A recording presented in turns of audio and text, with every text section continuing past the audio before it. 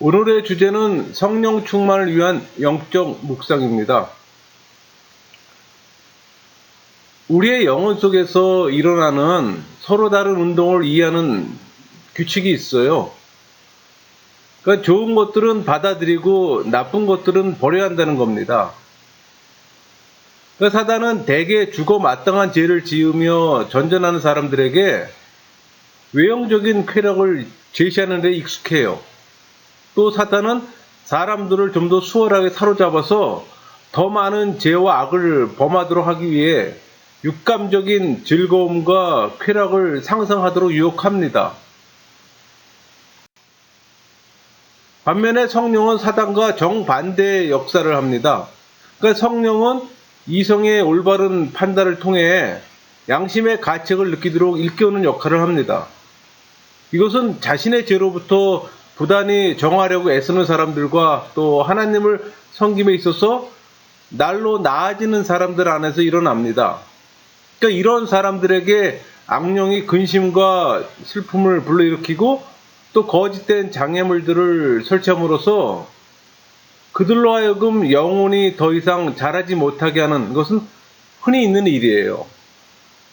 반면에 성령의 역사는 우리에게 용기와 힘을 또 위로와 눈물을 또 영감과 화평을 주어 일을 수월하게 해줄 뿐만 아니라 모든 장애물들을 제거해 줌으로써 우리의 영혼이 선한 일에 더욱 매진할 수 있게 해주는 특징을 갖고 있습니다.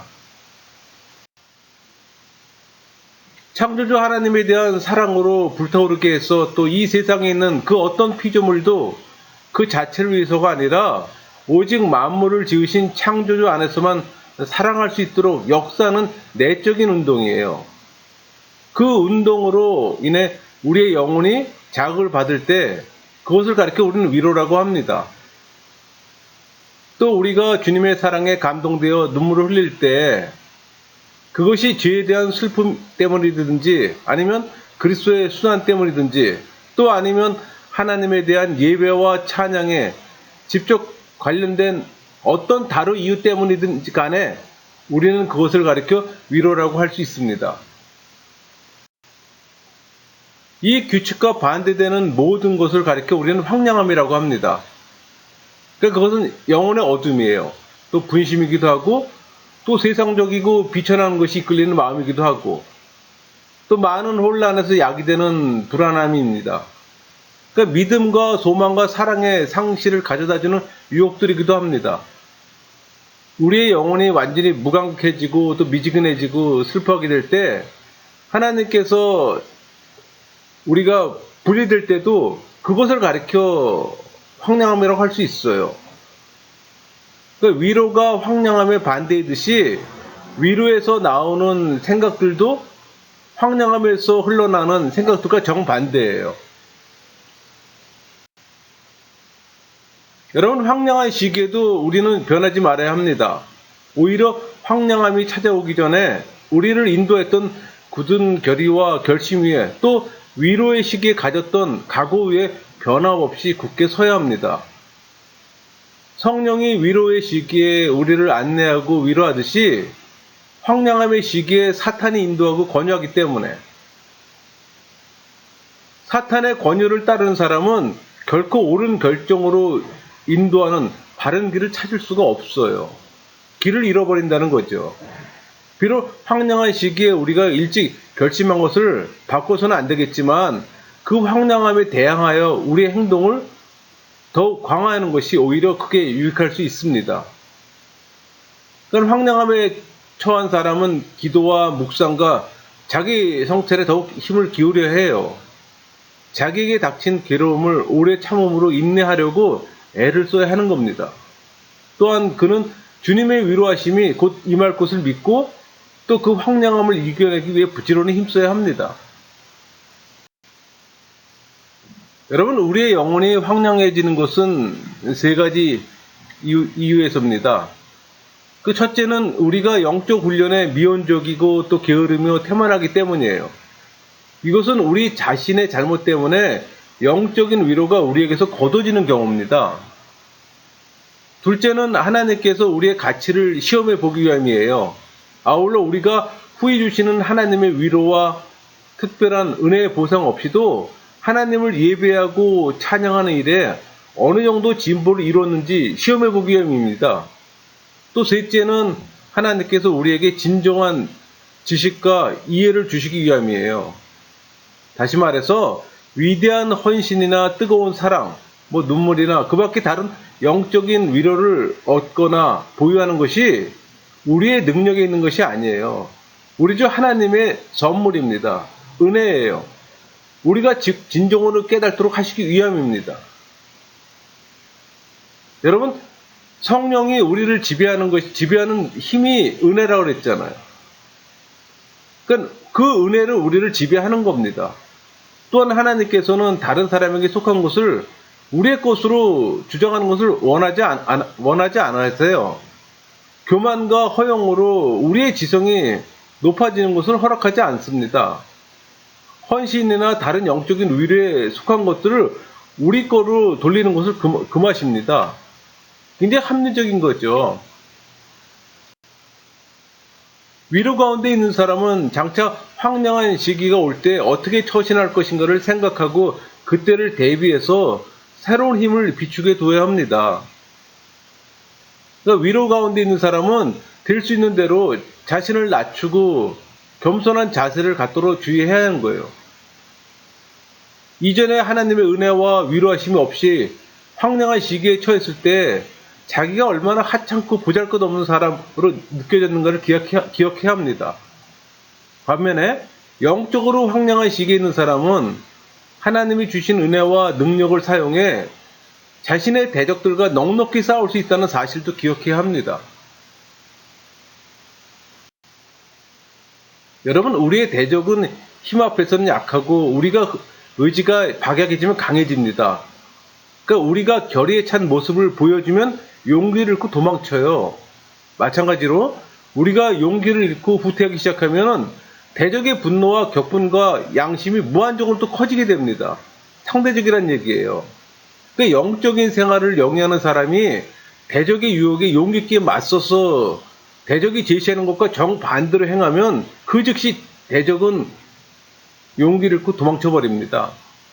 반대로 우리가 거센 유혹의 와중에서 용기를 잃고 도주하기 시작하면은 또 우리의 대적은 점증한 악의를 갖고 또 악한 일을 꾀합니다.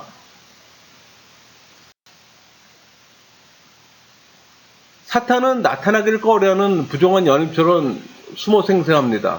이 사기꾼은 악한 의도를 가지고 선한 아버지의 딸이나 선한 남편의 아내를 유혹할 때 자기의 말이나 제안이 비밀에 붙여지길 원해요. 그 악한 남자는 선한 딸이 자기 아버지에게 또 선한 아내가 자기 남편에게 자기를 속이는 말과 비열한 의도를 누설하면 몹시 불쾌합니다. 그 이유는 자기 계획이 성공을 거두지 못할 것을 너무나도 잘 알고 있기 때문에. 또한 사탄 행동은 자기가 원하는 것을 정복해서 약탈하기 소원하는 군사 지도자 같아요. 마치 군대의 사령관의 진을 치고 공격할 요새의 힘과 방어력을 연구한 후에 가장 약한 부분을 공격하는 것처럼 우리의 대적도 우리의 신학적, 기본적, 도덕적 덕성들을 다각도로 연구합니다. 그래서 구원과 관련해 우리의 취약하고 결핍된 부분이 발견되면 그 즉시 공격해서 우리를 무너뜨려요.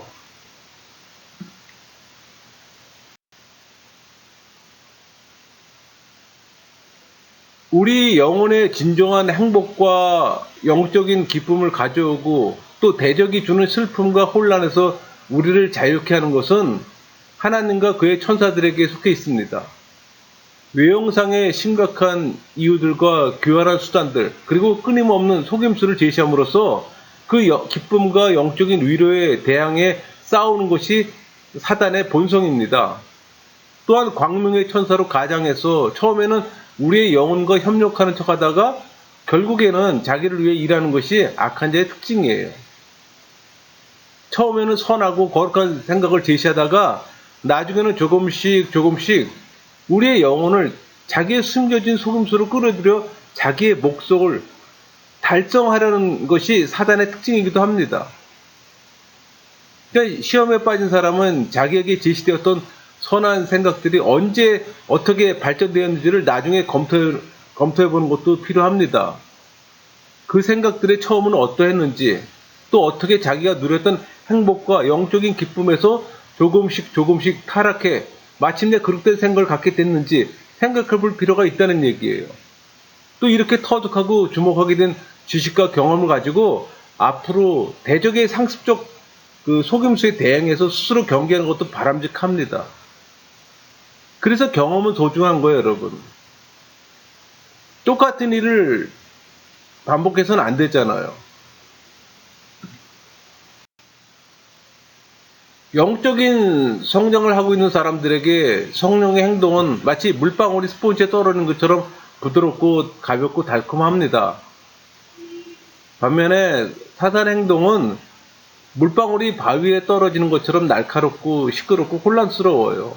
그러니까 영적인 상태가 날로 더 악해지는 사람들에게는 이 두 가지 영들의 행동이 반대로 나타납니다. 그러니까 이런 행동의 차이는 영혼의 성향 때문에 일어나는데 그 성향은 위에 언급한 영들과 유상과 아니면 그 반대인가에 달려 있어요.